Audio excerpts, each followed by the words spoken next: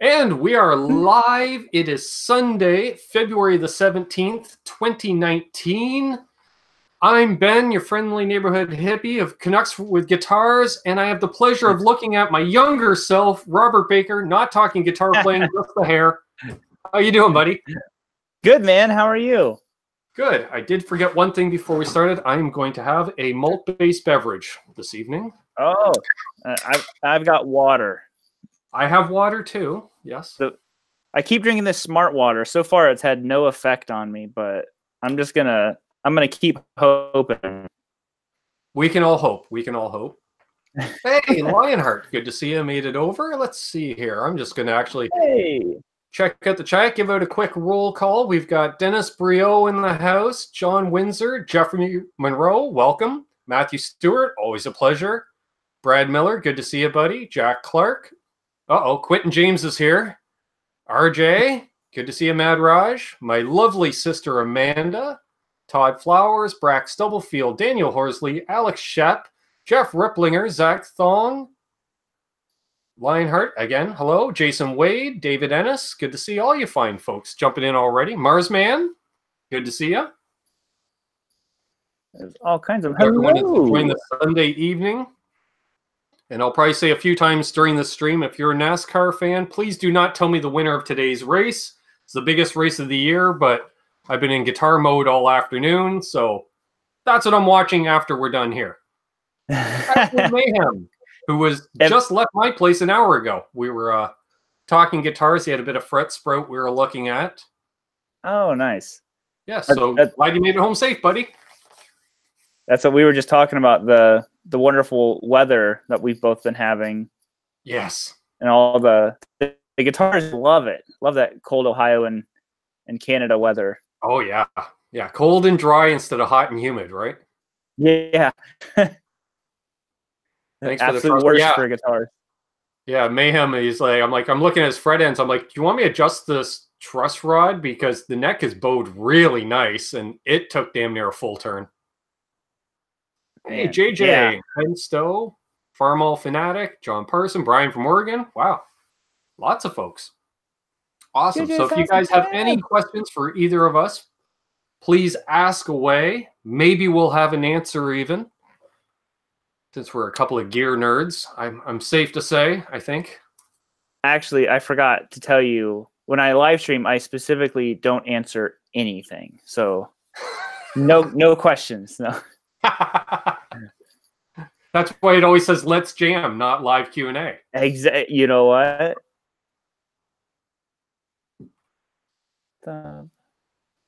Dana asks, "Who's your barber?" We do each other's hair. Yeah.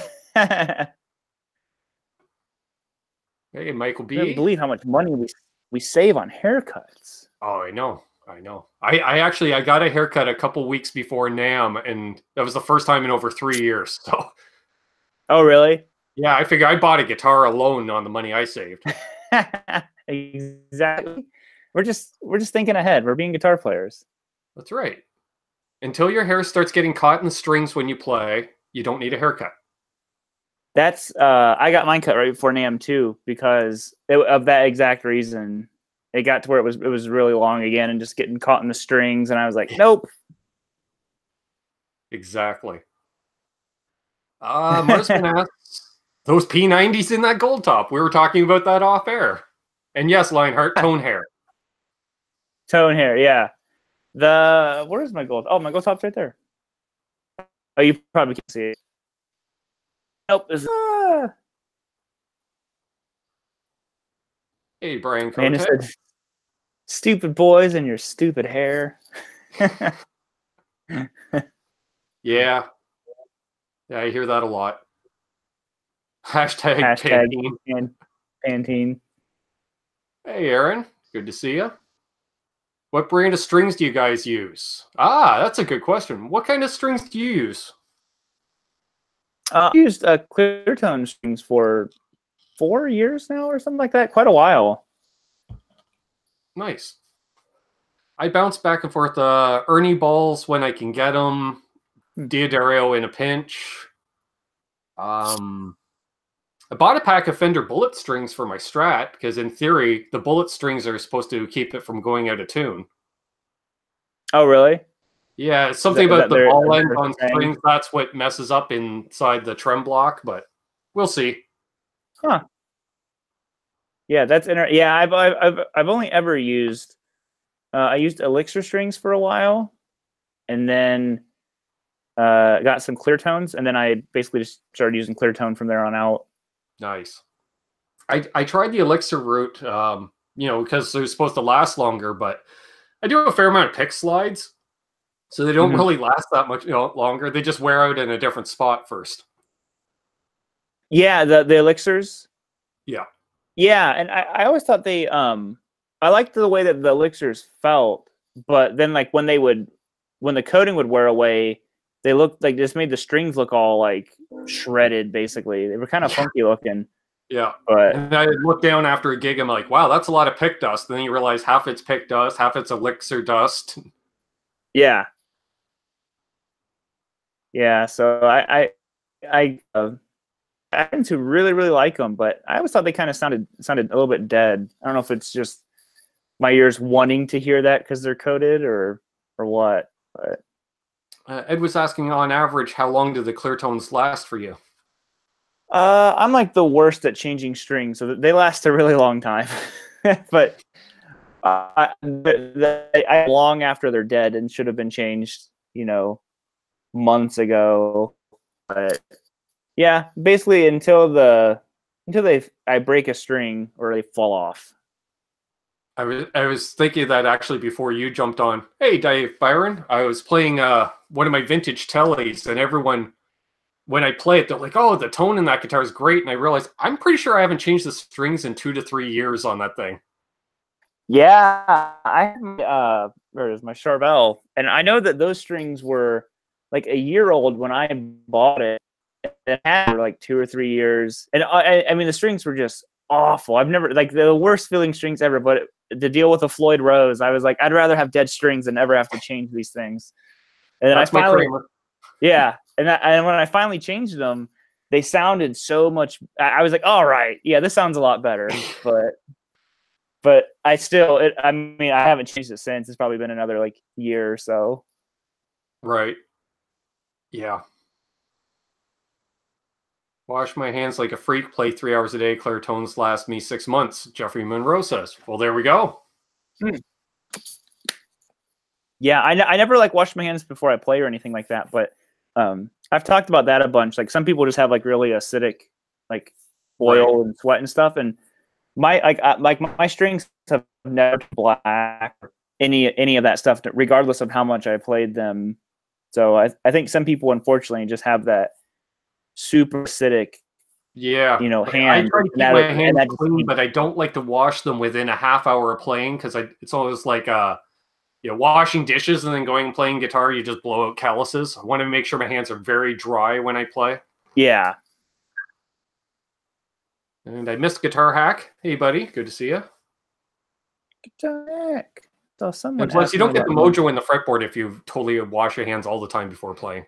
Right, you need some of that like pizza sauce on there. Get that real mojo going. Right. Joe Hervey 84, Harley Benton fan. I've never played a Harley Benton.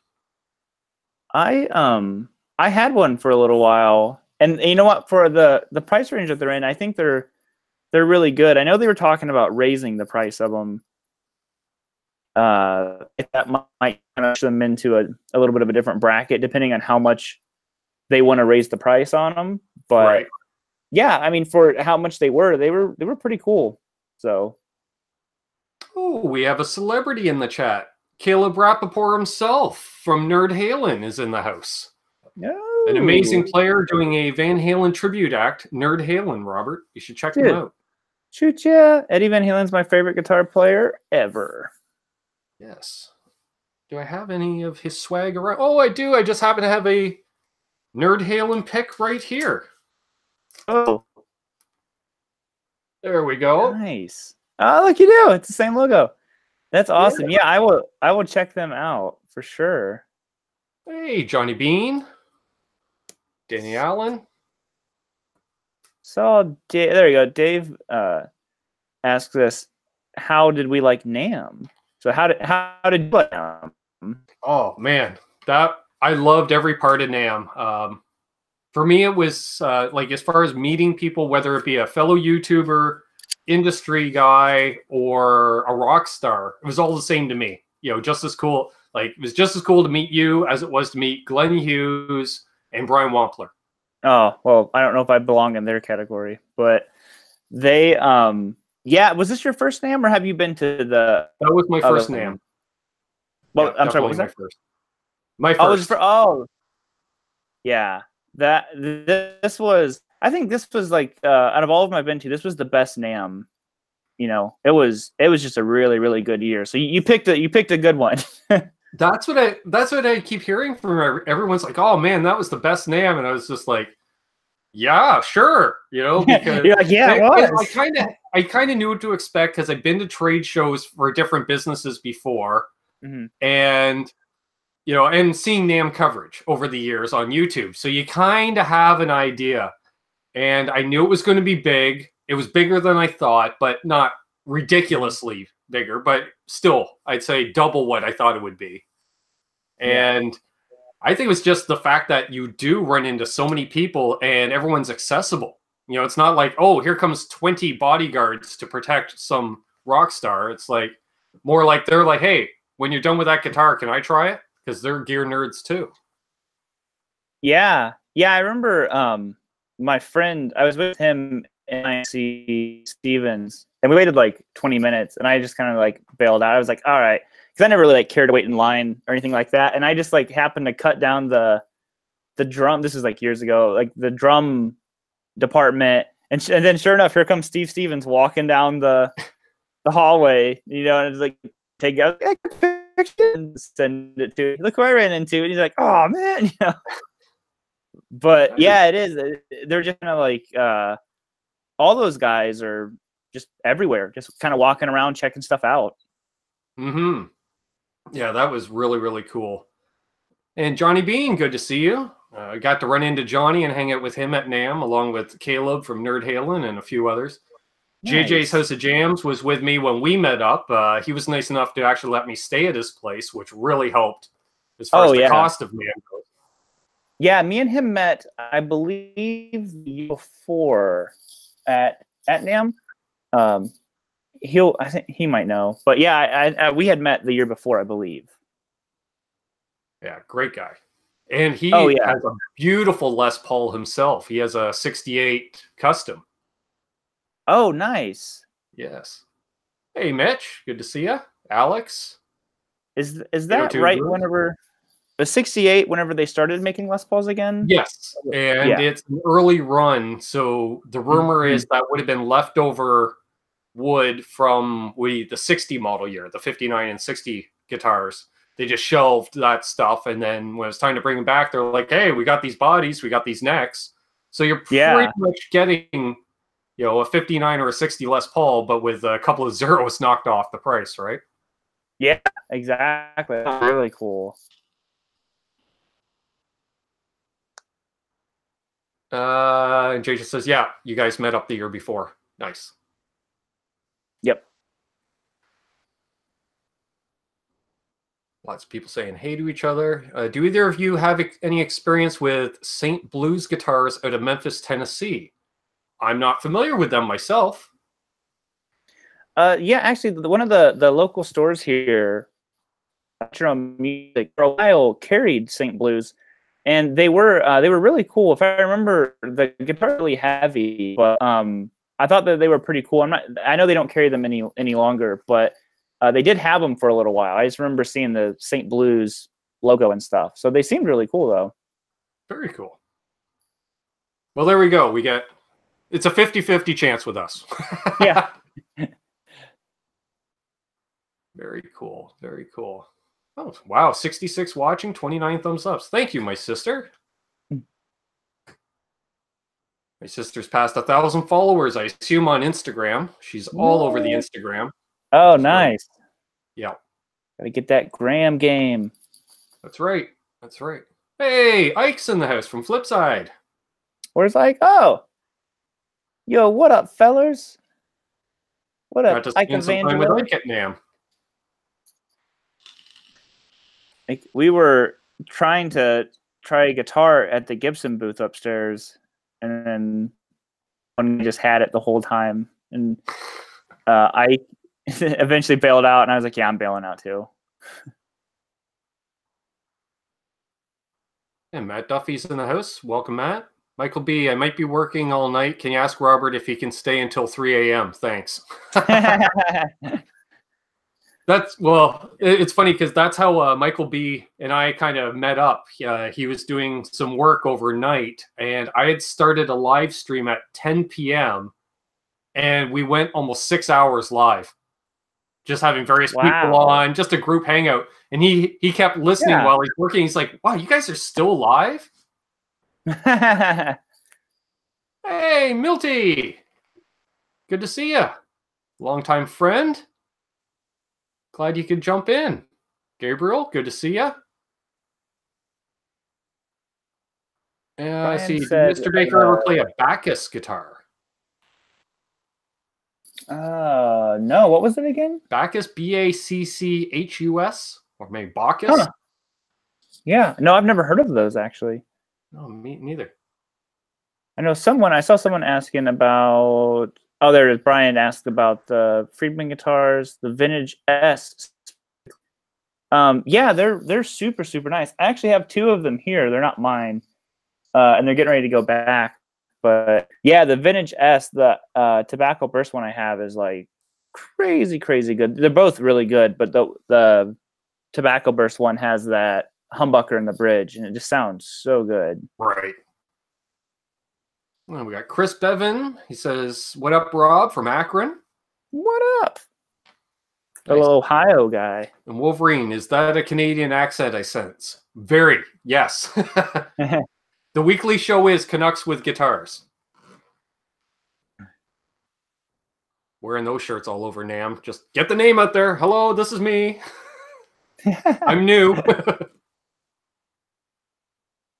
Vintage Silvertones, Justin Cox asks. Yes, I've played a few vintage Silvertones over the years. I never have. I've never seen one in person, unfortunately. Question for both of us from Mayhem. What is the latest pedal purchase? Ooh. I have mine right beside me. Mine are both on my board. Are they? Mine's 4 aboard. Oh, yeah, we were talking about this earlier today. Yes. That's what happens when we both go live the same day, right? Yeah. And you're on both of them. Yeah. All right. So for me, the 2 latest acquisitions was the Maestro PH70 phaser. Oh, nice. Which I'm all over. Oh, my. Yeah. Because it has rate, depth, and resonance options. So you can get it into a flanger territory if you want, or make it less so. And then the Washburn Soloist Distortion, which I was shocked at. Really cool. I paid $15 for it, used at the guitar show in Orange County. Wow. Yeah, so I wasn't. That was amazing, dude. You figure all that stuff, California, there was not 1, but 2 54 Les Pauls there. Oof. I know. Some 50s Strats, a lot of 60s Strats and Tellys. Man, yeah. Pedals, forget about it. Some of those guys had like 100 Boss pedals alone on their display. Oh my God. Yeah. Silvertone. Brian from Oregon, my first guitar was a vintage Silvertone, but it wasn't vintage at the time. And Denny is asking, what's the source of the violet light on your wall, Robert? That is just these little light up disc things that I've stuck on the back of my computer. Probably not the smartest way to attach those, but it worked. It works. It looks cool. Yeah, they actually changed colors, but I lost the remote, so purple it is. Mayhem asked, the Maestro, is that the Pink Floyd phaser? It was the one I used in the phaser video I did last week, yes. Which I opened with some Pink Floyd stuff and then Zeppelin as well, and I think I ended up with Godot, which you wouldn't know because they're a Canadian band that apparently never made it out of Canada. Yeah, what were they called again? Godot, Goddo. Yeah, I haven't heard of them. Kind of a 70s glam rock out of the Toronto area. Quentin is asking if your Acacia Strat is getting modded. Yeah, it is. I had broken the input jack on it, but I'm getting new pickups put in it, and I'm changing it to a hum instead of just 3 single coils basically. So that one will be back at some point. I'm just waiting on the plate that I need. So after that, then that one will be back and kind of in action again. Right on. Rich Stillman says, "Hey all, Baker is one of the best players on YouTube." Ooh. Oh man, I can't confirm that, but I appreciate. And let's see, Soda Pop saying acquired taste, Ben. Yes, we were joking back and forth. He is not a Godot fan. I am a Godot fan. Let's see, JJ saying, I guess Bonamassa had a display there of amps and guitars. He was only doing the meet and greet the day before. Yes, I saw the signs in the back when we were paying to get in, JJ. I saw Norm's signs back there, and I thought I saw Bonamassa's in behind, but I wasn't sure. Huh. Yeah, Bearded blues, dude. Long-haired freaky people. Do beards count? Hey, guys. Of course. Of course. And oh yeah, Aaron had asked, didn't you just put new pickups in that guitar? No, it had the original ones in there. It had the Gibson, not Gibson, Seymour Duncan custom calibrated single coils, and then a JB Junior in the bridge. So those have all stayed in there from when I had the guitar made. But now it'll have the Fishman Classic and single coil in there. Right. Let's see. Milt asks, Ben, do you use your Martin much at gigs? No, I don't gig the Martin at all. If I do need to use an acoustic live, I'll take my Epiphone. What is that? EJ200 jumbo deal. The dual pickup. Yeah. Did you happen to play the Reverend Grizzlemaster while at NAMM? That's the guitar. The new Greg Koch guitar, yeah. Yeah, I did not. I know the Reverend guys. I think they're in Ohio. Yeah, they're in Toledo. Yeah. It's funny. I talked to Ken there. That's bugging me if I don't put the pedal back. I was talking to Ken Haas at NAMM. He even invited JJ and I out to a gig that Greg was playing at. Stood in the Reverend booth, didn't actually pick up the guitar, though. Totally flaked on grabbing a guitar. I think because we were waiting to meet up with Ike from Flipside at the booth. So I was more looking for him than playing guitars. Lionheart says he's an hour from Toledo. Oh, nice. Yeah, we're about 2 hours from Toledo. How about the Two Rock Silver Sterling Singer? I didn't even see the Two Rock stuff myself. That's one of the things I totally missed. Yeah, I don't remember seeing Two Rock. They're always there, but they used to, before they remodeled everything, they were always downstairs. Right. But they changed the whole layout 2 years ago, and a lot of those downstairs booths were basically forced to go upstairs. Right. Yeah. Albus Band, Aaron, good to see you, buddy. Marsman was saying he thought you might have checked out the Fishman pickups in the Grizzlemaster. I actually I have a guitar here that I'm just borrowing that has the Greg signature Fishmans in it. Yeah, and they sound super, super good. Yeah. Electronic Circuit World, hello.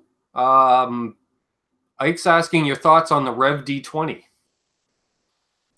Yeah, that amp is crazy. I was just asking them when they would possibly have some demo units ready to go, because I really want to.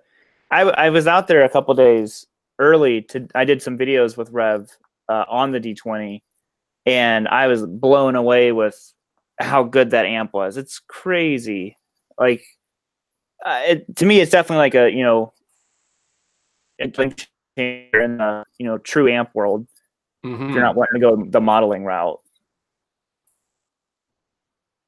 Justin Cox says, wife wants to watch the new Queen movie, but you two have priority. Wow. We'll take it. Yes. That's quite the compliment, I think, because I heard the movie's pretty darn good. Yeah. I have not seen it yet, but Rich Stillman asks, a lot of talk about Fishman's lately. How would you compare the classic to a Duncan JB? I don't know. I think it's kind of an apples and oranges thing. Yeah, they're not really the same. It's kind of tough because you like, well, I got the first set like a year ago. I had the classics, and I put them in my one of my Acacias, the Cronus, is just kind of like the Les Paul looking guitar. And I originally had Antiquities in there, which are different than a 59, but they the Fishman, so it was just like, of all my guitars, I think that's one of the biggest sounding guitars. It's just kind of hard to describe. It's just like the frequency spectrum. I don't even know if these are real words. That it covers is just super, super wide. So yeah, I don't really think you can compare too much to them. Right. Anthony, who I met over on your channel, do you both still have your first guitar, and what was it? I do not. I wish I did, because my first electric guitar was a 72 Les Paul Deluxe. Wow. And Tobacco Burst. Yeah. That's the first It just guitar. means I'm old. Those were $500 guitars when I started playing. So. Oh man. No, I don't have mine. I've been looking for another one of my first guitar, which was a Samick.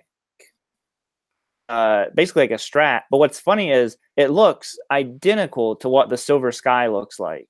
Okay. Now, yeah, it was silver, white pickguard. The headstalks are even very similar, and rosewood fingerboard. So I've been trying to find one again that's not like too much, because I paid, I think, $70 for mine, new whenever I started playing and all that kind of stuff. Unfortunately, for you to replace yours is a lot easier and affordable than for me to find mine to replace. Yes, significantly easier. Well, you couldn't give those Les Pauls away even when I sold it, because everybody wanted like your Charvel. Yeah, it was around 1991, 1992. Glam was still ruling the world. The only Les Paul players were Slash and Tom Kiefer from Cinderella. That was about it. Oh man, well that's the because I assume on YouTube they're like Guitar of the Day thing that they do. Right. Well, they just got in this super, super cool, I think it's a 73 black Les Paul Custom. So I was just sending it to my friend, and I was like, you have to buy this guitar. And he's like, dude, I can't buy it. I'm like, all right, we need to find a third friend that we can talk into buying this guitar, so neither one of us have to think about it anymore. Right. And it's given a good home. Sure. Yeah, it's they have so many nice guitars on there. But hey, J Short CA, Gypsy Heart Entertainment, welcome. Chris Link, J Short CA, if I'm saying that right. Can a beginner (brackets playing a few months) learn the pentatonic scale, or is it too soon? No, I think, like, especially if you're playing it quote unquote blues scale style, where it's just straight up and down, it's a great exercise in just learning dexterity. Yeah. No, I definitely recommend learning. Definitely at least box one. Just sit there and you kind of got all you need at that point. Just kind of run on that thing for a while. And if you learn it as a major pentatonic, you're going to hear so much rock and roll as soon as you start playing with that scale at all. Oh, yeah, for sure. I know I'm terrible for it. All that rock and roll, rhythm and blues, country, rockabilly, it's all based off like an A chord and pulling off stuff within the pentatonic. And like, I've only just started playing lead in the last couple of years after 30 years of playing. So when I discovered the major pentatonic, especially, I was like, oh man, this is my wheelhouse. And so, like playing in the band, Richie does all the minor pentatonic style solos, and he gives me all the major pentatonic solos. Yeah. No, see that's really that was definitely a big like aha moment for me too. Whenever I realized, I was like, oh, there's a major pentatonic scale, and then I was like, oh, that's where all these sounds are at, Yeah. So exactly.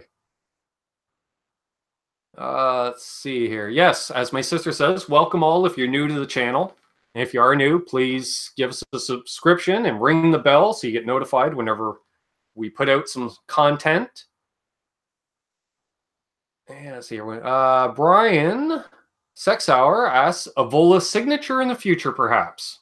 I assume that's directed towards you because I didn't talk to anybody from Vola, although I did play one finally. So. Oh, nice. Yeah. No, I wouldn't say that there would probably be one, in the future or anything like that. Like I said, I enjoy working with them, but I don't even know if I'm technically like an artist, I've never even actually had that discussion. It was just kind of started doing stuff together, got along really, really well. And they just asked me about, like whenever they do these trade shows and stuff like that, it's like, would you be our guy to play? And I was like, sure, and that was just kind of how it went from there. But it grew organically. Yeah. So, I mean, like I said, if they considered me an artist, I'd be fine with that. If not, I'm like, well, we never actually had that discussion. So, Right. Either way, it's just, I think mutually we just have a really good relationship. Ed Dana says his big aha moment was when he discovered distortion. Sure. Oh, yeah. Yeah, I can understand that, considering my first rig was using my dad's rig, which was a Telecaster into a Silverface Vibralux. No gain at all. I do still have my first amp, though. Nice. I don't have my first guitar, but I have my first amp. Milt says, Ben or Robert, I'm a banjo player, want to get a first acoustic. Okay. What would be a good, the Epiphone acoustics? Like, I like the Jumbo, the EJ200. I like low-end Fender acoustics. I do not care for their Paramount series that cost twice as much, and I don't think, personally, are any better. Yeah. Apparently, Martin has an import line, which I just recently found out about, and they play amazing. I played one of them at NAMM, and they're pretty darn good. Nice. I always thought the Yamaha, those acoustics were pretty good. And then I always liked Siegel, from your neck of the woods, basically. Yes. But I always thought that they made great guitars, especially that, that weren't crazy expensive. Sure.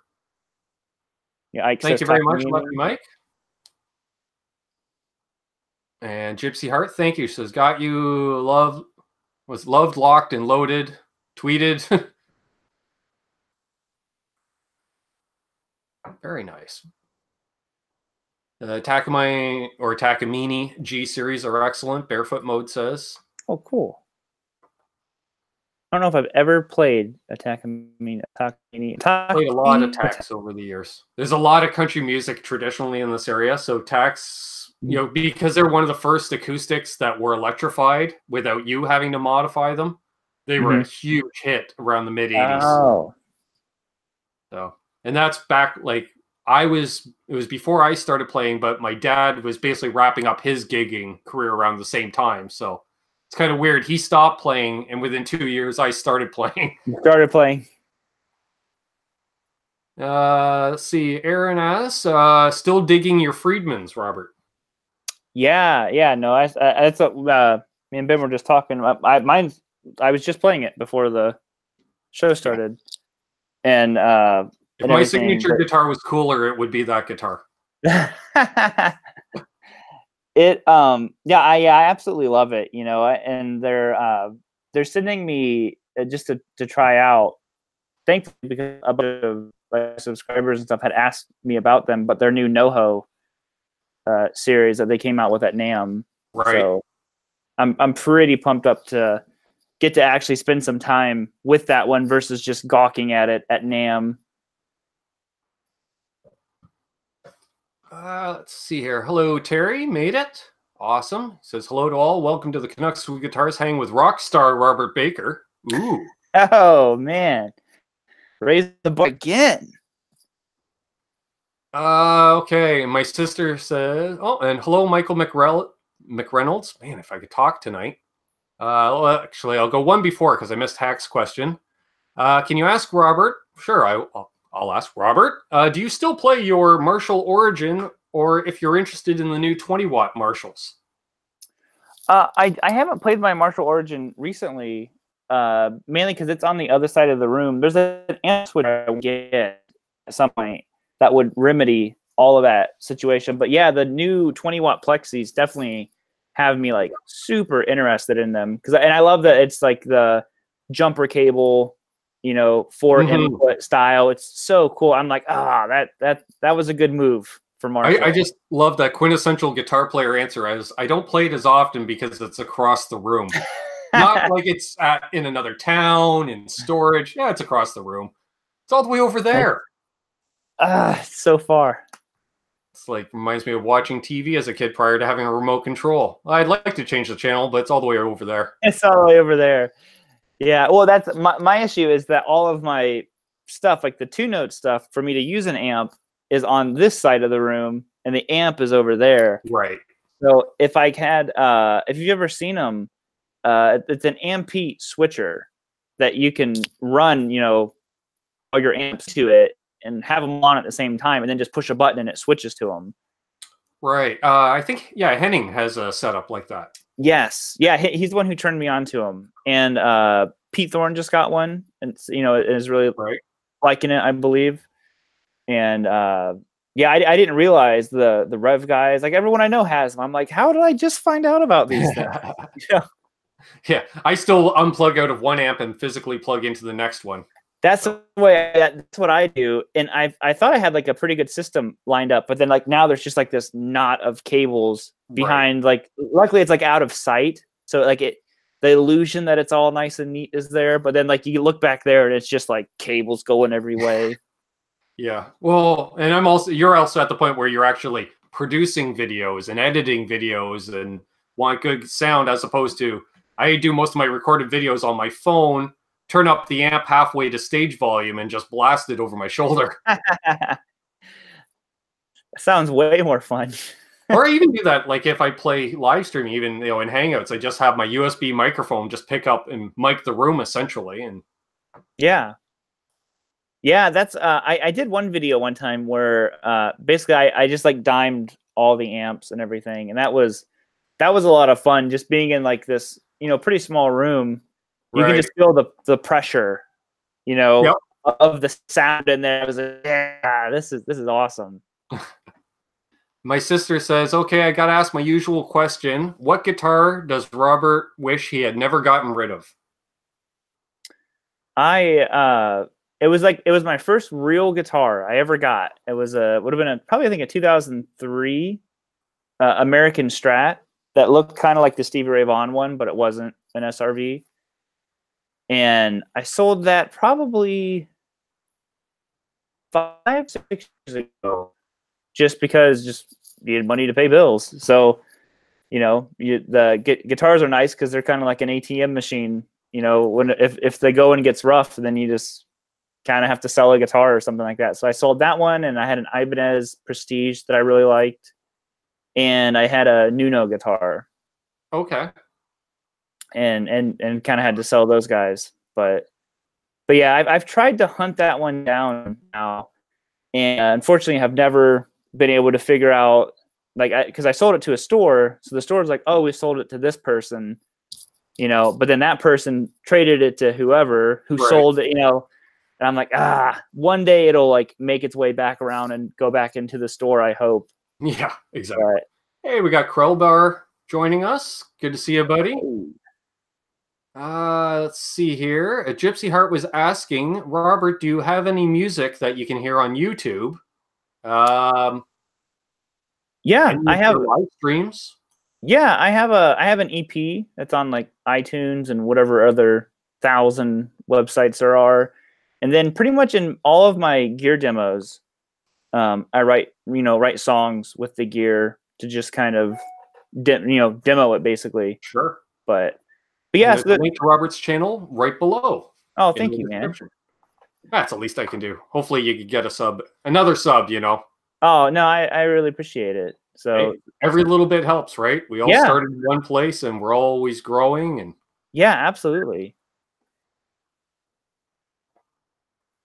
Let's see here. Imagine someone out there is buying his first guitar and has no idea that it could have been a former Robert Baker guitar, perhaps. And then he signs up for your online courses, and then it's like, so what are you playing on? He sends you a photo. You're like, wow, that really looks familiar. That looks so familiar. It'd be funny unless they changed the back plate on it, which they could have. I remember I wrote stuff on it in marker, and basically it stained the back cavities and stuff like that. So if they haven't replaced that, then it would still be on there. Michael McReynolds, everyone hit the like button. Thank you. Lionheart says 5 disgruntled bass players dislike this stream. Yeah, they're all Glenn Fricker's 5 biggest fans. It's always funny because to hit the dislike, they have to play the video at least for a second, So then inadvertently they're supporting you by trying to dislike it. So I'm always like, hey, you're actually helping. Thanks for the view and thanks for the input, because a thumbs up and a thumbs down, it's all considered an interaction. Yeah. Crowbar says, no, it's 5 people that use auto-tune. I always say it's Zima lovers. That's my thing. It's Zima lovers. Let's see here.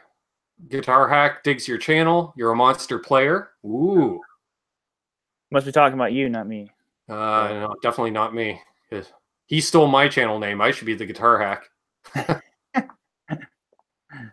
See, Albus Band. My favorite YouTube moment to date was when Robert and Henning were at Tolman and Henning screamed, "Metal!"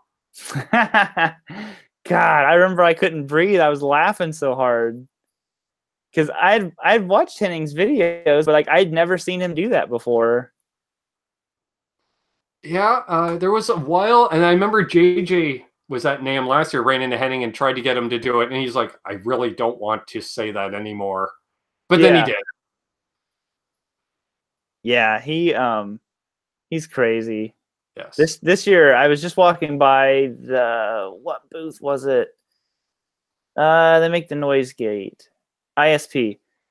Okay. Decimator. He was there, so wrote me into doing a video with him. He licked me at one point. It's just, I'm just like, yep, this is a normal Henning video. Yep. So that was one of the regrets from NAMM. Everyone told me to pack hand sanitizer because Henning licks everything.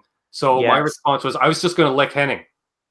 God, that would have been great. Yes, unfortunately, we didn't get a chance to shoot that video, but for those that are watching, if you are a Henning fan, he was on the channel here last Monday afternoon. Nice. Yeah, we hung out for a couple hours. And I know your name came up either on Sunday or Monday, probably Sunday, because Steve from Boston was on. And oh, nice. Yeah, usually there's a reference to young Mr. Baker, as he says. He just had a super cool like a real 59 LPJ. Yes. On his live stream, which was he sends me a picture and he sends me a text. He's like, a real 59. What? And he sends me a picture of the headstock and then the neck and then the body, and I'm like, God. I saw he posted a photo on either Facebook or Instagram yesterday, and I saw it while I was at practice, and I was like, immediately grabbed Richie. I'm like, that's a real deal. He's like, yeah, it looks legit. Yeah.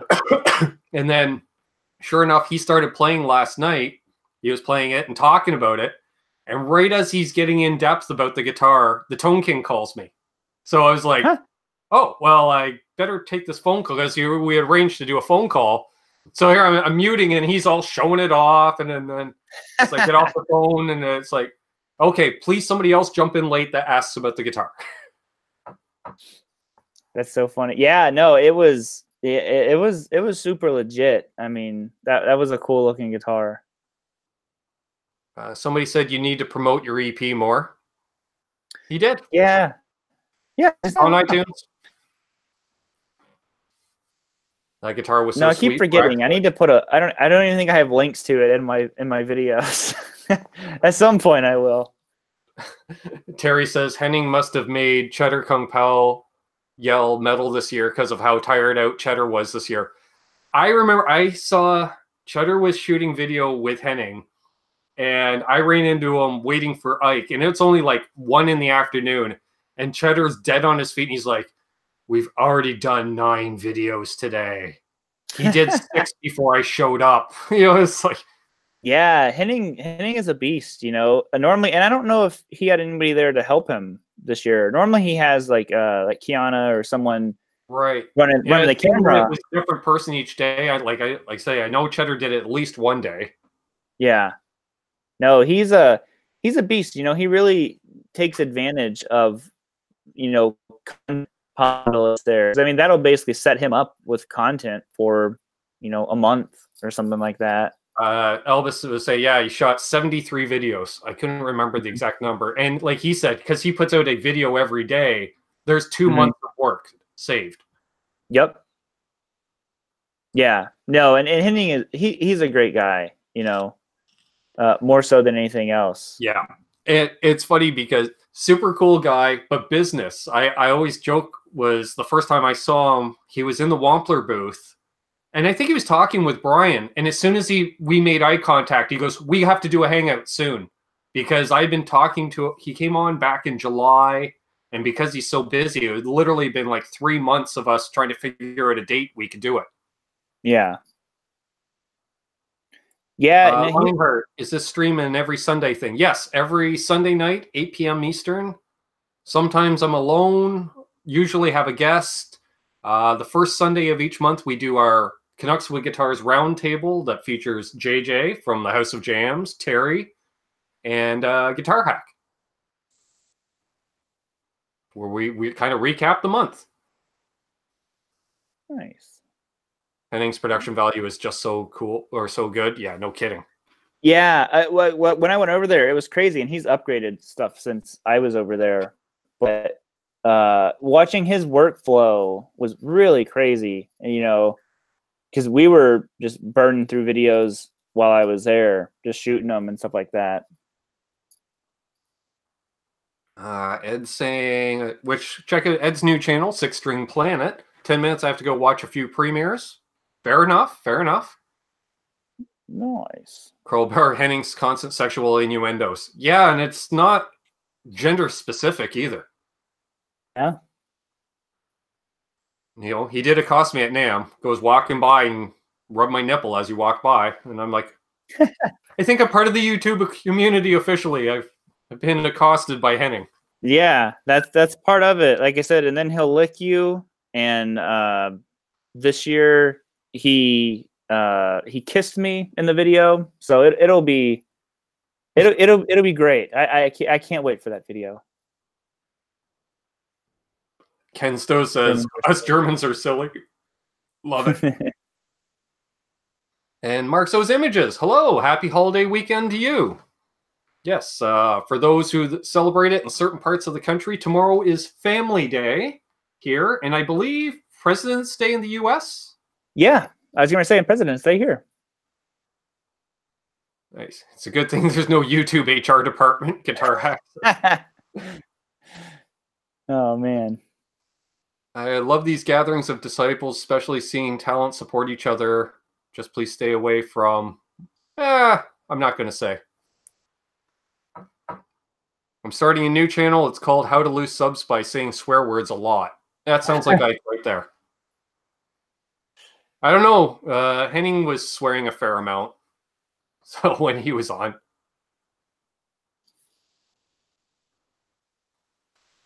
And that's why we love you, Ike. There's no filter. It's like Evangelo. Exactly. Forget about it. Forget about it. Bearded Blues Dudes. What the hell, Family Day? You Canadians are inventing holidays. Yeah, pretty much, actually. It was literally like, people were like, we don't have a holiday in February. We need to have a holiday in February. So they made one. And I was just like, well, we don't have one in March all the time because Easter can be in March or April because it kind of floats around. There's a few months that we don't have holidays in. I don't think we need to have a paid holiday every month. But then again, so when it works, a paid holiday is nice. Yeah. Mayhem says we do have a holiday in every month. Well, there we are. Do you still jam with others, Robert, or are you too busy with YouTube? Yeah, I don't get to jam too often, unfortunately. Yeah, the YouTube stuff keeps me pretty hopping all the time. But I have a few people I like to jam with, but I unfortunately I probably jam with backing tracks more than anything anymore. Right. But yeah, there's nothing quite like jamming. One of the videos I only did one video at NAMM for myself, and unfortunately the quality didn't turn out very good, so I didn't use it. But I did a jamming video with Tim Pierce. Okay. And yeah, if you're familiar with him, I am. Yeah, amazing. I ran into him briefly and just said, congratulations on your body of work, because that's about the best thing I could say to Tim Pierce. Yeah, I mean, talk about an amazing just individual. Tim's such a great guy. Lukather, right? Just say thank you on behalf of someone that listens to music, because those two guys, you don't realize how much you listen to them every day if you listen to the radio. Yeah, there's that's what you kind of have to do whenever you run into Tim or, like I said, or Steve or like Brent Mason, all those guys. Yep. You're just like, you are what I listen to, whether I know it or not. Like it's you. It's what was the one I just found out was Steve Lukather? I can't think of the name of the band. It's the song. It's One in a Million Girls. Oh yeah. One in a Million Girls. Yeah. I want to say 38 Special, but it's not 38 Special. It's not 30. Yeah, they're like it's weird. Like the rest of their songs are not like this one. They were considered like a punk band.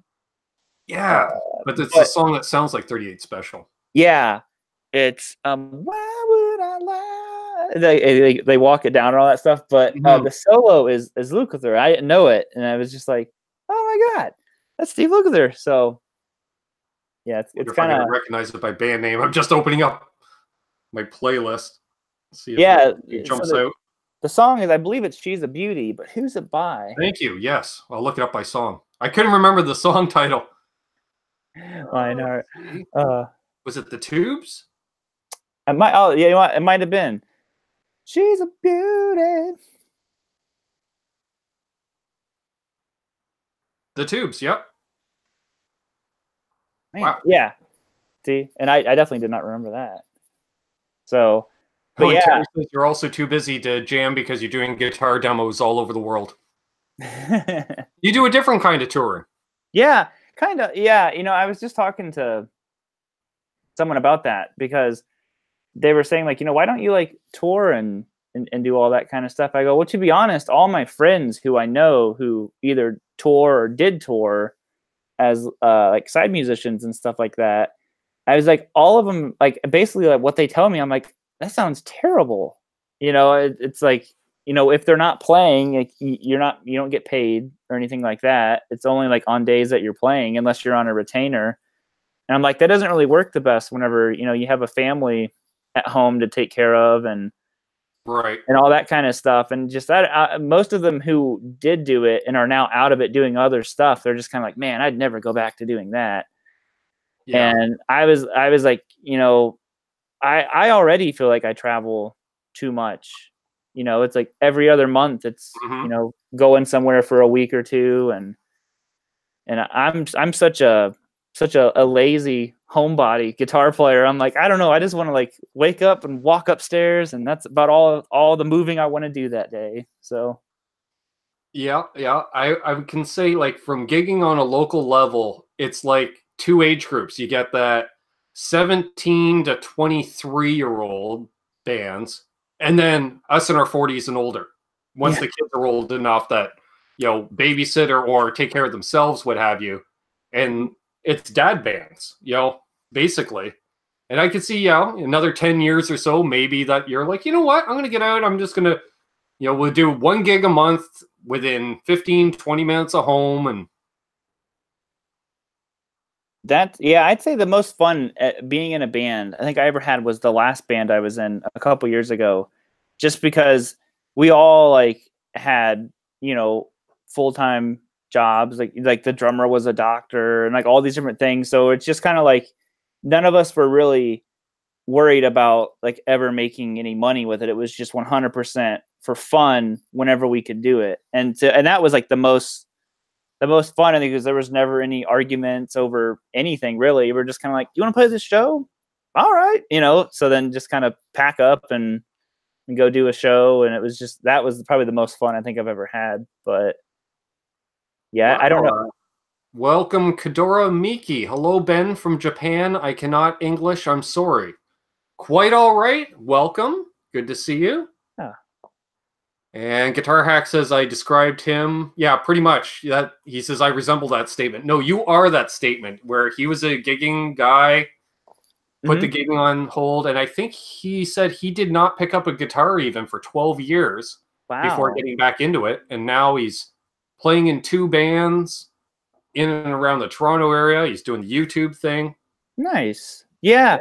And that's the thing, like I think it's a teach their own kind of deal. Cause I know, when I was at like the busy, like earlier on, I was probably like 18 or something like that, was in 3 bands and did, lots of shows, not necessarily like touring where I would leave for like 3 months or something like that, but it was always fun. But, once I kind of started figuring out the YouTube stuff allowed me to stay home, I was just kind of like, oh, I want to do this. There you go. Hack's playing in Mississauga next Saturday night at the Franklin House. Awesome. Nice. I'm playing 2 weeks from Saturday at the Beaufort Pub in Belleville, Ontario. So since we're plugging gigs, let's see here. I did see something. Here we are from Mayhem. Question for us: first record, first tape cassette, and first CD. My first vinyl I bought was Michael Jackson's Thriller. I believe my first cassette was either the Purple Rain soundtrack or Born in the USA. And my first CD was Jimi Hendrix Live in New York, which was a bootleg, which I bought before owning a CD player. Yes, makes it even better. Yeah, it was a good excuse to buy a CD player. Yeah, that's so funny. I think the first vinyl that I ever got was actually 1984. I have all the original Van Halen albums, like the actual Van Halen, not Ben Hagar, but I have all those on vinyl. And I think 1984 was the first one I ever actually bought, and got to hear what it sounded like. Basically not all compressed and all the stuff like a CD is now. But cassettes, I don't know if I ever bought a cassette. I remember I basically had, essentially like a mixtape where I would just listen to the radio all day with my tape recorder, and then when the song I wanted would come on, I'd like hit record and record it, and then I have a crappy like recorded from a speaker version of that, and then sure. CDs, probably Creed, to be honest. Probably My Own Prison. There we go. Here's a question for me that I'll also ask you. Little J1 asks, what made you want to play guitar? I grew up around it. My dad played, so that was a big part of it. I knew even as a little kid that eventually I'd end up playing. But between my dad, Ace Frehley, and Eddie Van Halen, it just looked like way too much fun to not do. Yeah. How about you, Robert? Mine was, my dad had played for about 5 years before I ever started, but it didn't really have any interest. It wasn't until my dad played me a Hot for Teacher initially, and I heard the tapping section, and I was like, what is that? And he He's just like, that's Eddie Van Halen. I was like, what? That's guitar. You know, I didn't understand what I was even hearing when I heard that. And then later, you know, saw videos of Eddie and all this kind of stuff. And I was just like, whoa, you know, I don't know why like that clicked. You know, my dad played like country bluegrass music, which I grew up on country, but for some reason it was hearing, you know, Hot for Teacher. And then I loved it so much. And he took me the next day to go buy Van Halen 1 because he wanted me to hear Ice Cream Man, and then Diver Down because he wanted me to hear Intruder, you know, all the different sounds that Eddie was making. My first exposure to Diver Down was an older cousin left a copied cassette behind at my grandfather's house of Diver Down. You know, I popped it in, you know, because I only had like 2 or 3 cassettes at the time. I'm like, oh, what's this? I popped it in. I was like, what is this? You know, like trying to hear Cathedral. Is that a keyboard? No, I think I can hear strings, you know, slides and stuff. And or Big Bag, was it Big Bad Bill of Sweet William Now? Right. Or I just remember Hang 'em High. You know, that was the one I was like, oh my god, that riff is crazy. Yeah. So hey, we got Steve from Boston in the house. Hey, oh dude, what's up? Yeah, what's up? What's up, brah? We were just talking about the sweet 59 you had. Yes. I forgot to text you back, Steve. Steve was saying that you're going to be in Dallas, and I cannot go to Dallas now. So you will be there. Fire. Flipside says, yeah. Take your whiskey. Oh yeah. Oh god. Diver Down has so many good songs. I remember playing Pretty Woman for my dad because I knew he knew the original, being a rockabilly guy, rock and roll stuff. And it was funny. I played him Pretty Woman. He's like, you can't hear the notes. It's so damn distorted. If that guy cleaned up his tone, you might be able to understand what he's playing. Oh, man. But again, the guy played, you know, like a Telly through a Vibralux at stage volume clean as ever. So I got it. Yeah. Hey, Fender Guru, tuning in from New Zealand. Steve goes, what? No Dallas? Yeah, I can't go to Dallas. I forgot my wife had already claimed that week. She has a jiu-jitsu thing that she's going to in Illinois or Indiana. Can't remember, but okay. But yep. And Marsman is asking if we are going to Gearfest at Sweetwater.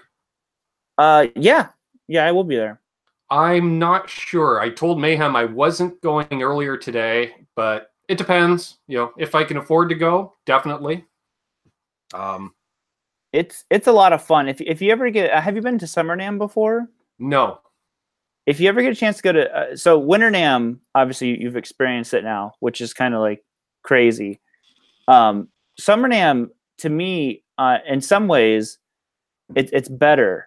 Right. You know, it's way more chill. It's not as like, you know, Winter NAMM every day kind of keeps you hopping with stuff to see.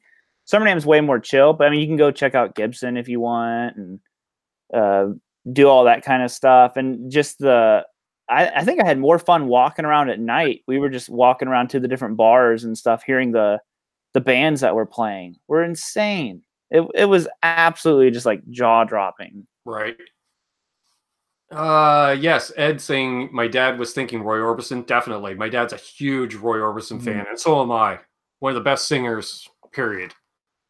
And as far as Gearfest goes, I say it's also a quality event because I got to meet this guy last year. And I thought, oh, Robert Baker, he won't have time for me. He's got this huge YouTube channel. And we stood there in the drizzle for talking for half an hour. And I thought, this guy is cool because we didn't even bother looking for shelter. Yeah, you know. And Ingve was cool. Dennis Brio, any recommendations for a multi-track recorder under $1,000? I generally just use the same mixer board we use for the band and just plug it into the microphone input of my laptop and then use Reaper. So as far as an actual multi-track recorder, yeah, mixer board, Reaper. And I just use the free version of Reaper at that. So Flipside says to Steve, Summer Nam, Nutter Guitars is having a throwdown. I'll keep you in the loop. Brad Nutter makes amazing guitars. Check them out. And he's a cool guy, too. Oh, cool. Either of you been to the Martin factory? I have not made the trek to Nazareth, Pennsylvania yet. No, I have not. I didn't even know it was in Pennsylvania. I only know because, well, two references. One, I grew up with my dad owning a Martin, so I read inside the guitar and the line from the song from the band, from The Wait, where that's where he got pulled into Nazareth, because they were like, pulled into where? And Robbie looked inside the guitar and read Nazareth, Pennsylvania, and he went, pulled into Nazareth. Huh. Well, I'll be. I've only been to Pennsylvania once, and that was to see Extreme and Rat. Nice. That would be a good show.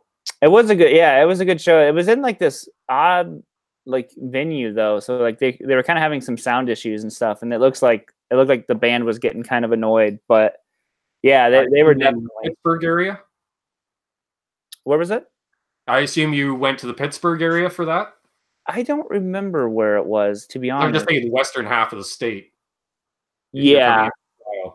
Yeah, it was I think it was about a 3 or 4 hour drive. So yeah, definitely the western part of the state. Yeah. Yeah. I've vacationed in Pennsylvania on occasion as a kid, and I've driven through Pennsylvania a lot on my way to North Carolina. So yeah. Are any of your guitars plecked? Yeah. Okay, yeah, actually, 2 of mine are plecked. All the Friedman guitars are plecked. There we go. So yeah, so they all play super. I don't honestly know what all goes into plecking a guitar, but it's, they're definitely some of the nicest playing guitars that I own. Yeah, they are nice. Thank you for the update, Mayhem. 75 watching, 57 thumbs ups. That's awesome. Thank you very much, folks. If you dig what we do, always leave a thumbs up and subscribe. Plecked, I'm sure there's a dirty joke in there somewhere, Ike says. Well, Ike, I'm sure you can find a dirty joke in anything, buddy. Get out of here. Lionheart says, my Gibson came plecked. Nice. Oh, that's cool. Dan of New Jersey, welcome. I forgot to say hi to you earlier. He asks, do you do your own setups on your guitars? If you even want to call it that, yeah. I don't know anything about what I'm doing. I just kind of like turn stuff until I'm like, all right, that feels good. Yeah, I'm like that feels good, but I don't know any kind of like actual ways of like measuring anything. Although I do have a ruler to measure that stuff now, so. One step closer. This Telecaster here, my 71 Telecaster, I had to have a new neck pickup put in it. And I was like, wow, the pickup is so low in the body. And Richie's like, yeah, I set it to vintage Fender factory spec, so that's where it's supposed to be. Oh. Okay. Yeah. I do wind all my, on like my Strat and stuff like that, I have the pickups wound really, really low.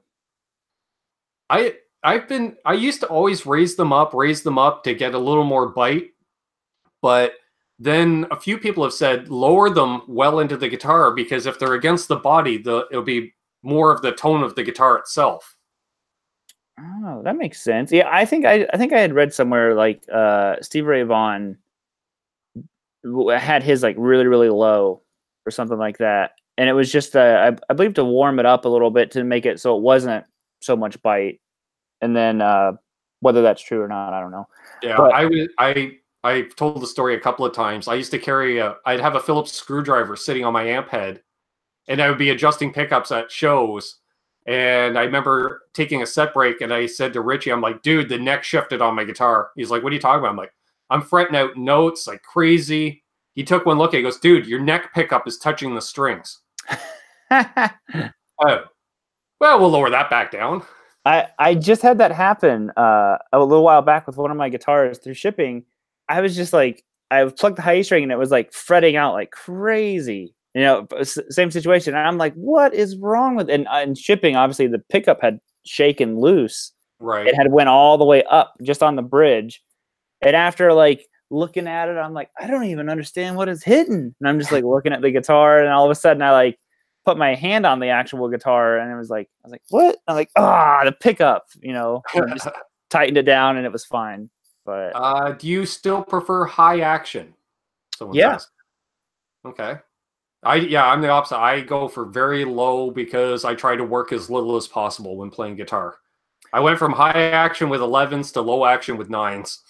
Oh, nice. Yeah, for most of mine, like almost everyone who sends me a guitar, they send it with the action like super, super low, and I raise the action on all of them. Even the Friedmans and stuff. I mean, they were like plec to be as like low as possible and all that kind of stuff. And as soon as I got it, I'm like, yeah, this needs to be higher. And then it's just like instantly raise the action up on it a little bit. I find if they're too low, it's like my fingers slip off the strings. Right. When I can't grab them the same way. Right. And let's see. Welcome, Brett McCord. And I saw someone else in here I wanted to say hello to. Oh, Frank Quinn. Good to see you. I can do a basic setup, but when I realize it needs more work, I'll take it to Mike Spicer in Hamilton.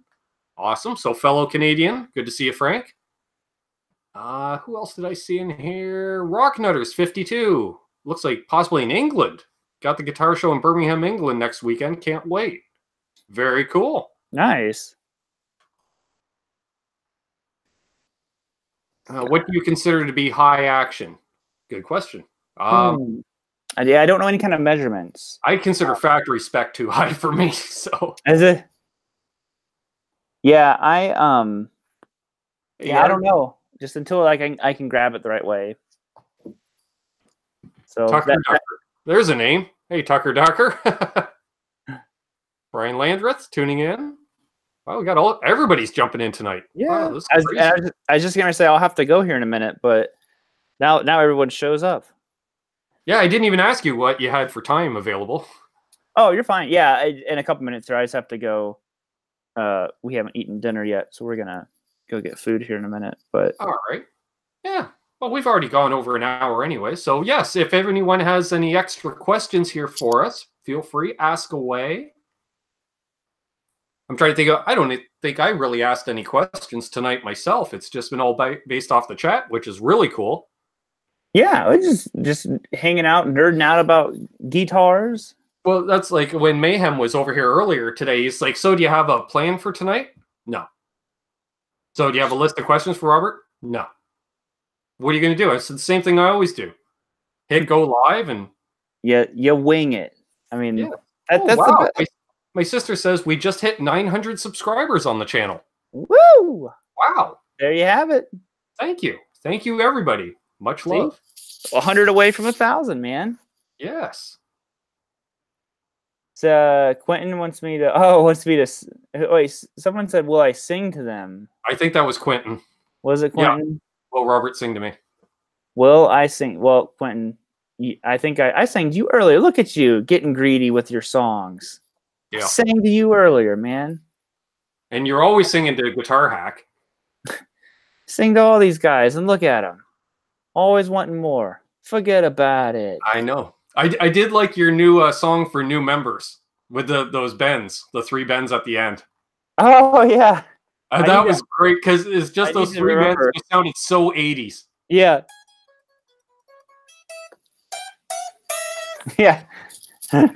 Yeah. I need to remember that. For like a TV show theme song. Dun, dun, dun. Yeah. Dun, dun. Yeah, Hack says, I got a song from you, Robert. I felt so special. Awesome. All right. Well, we'll probably wrap things up. If you want to hold the line, good sir, then I want to thank each and every one that tuned in tonight. Thank you, all the new subscribers. That's awesome. I think we gained like 9 subscribers during this hangout, which is crazy. Oh, well. Yeah, well, I mean, you're at 900. Like I said, you'll be at 1,000 before you know it, man. Working on it. I'm trying. So, let's see. Okay, Frank's working on being Canadian. He came here 19 years ago. Awesome. Very cool. So, as I always say, folks, hold those doors open. Let that guy in ahead of you in traffic. Do good things, and good things will happen to you. Trust me, karma is real. I'm living the dream. Mr. Baker, I'm sure, is living the dream. Well, you said the karma's real, and I think I'm like a certified hippie for believing in all the good energy stuff. So I swear, what goes around comes around. You know, I just try to put out positive vibes, and you know, there we go. And before I forget, there should be some new shirt designs out this week, folks, on the merch site if you want to check it out. And check out Robert's channel if you're not already subscribed. Thank you. And there's some other cool channels down below, like Steve from Boston, Tone King. Maybe check out Quentin James too. Why not? That Quentin guy. Until next time, folks, I'm Ben. It's been a real treat. Love you all, and I'll talk to you all soon. Rock on.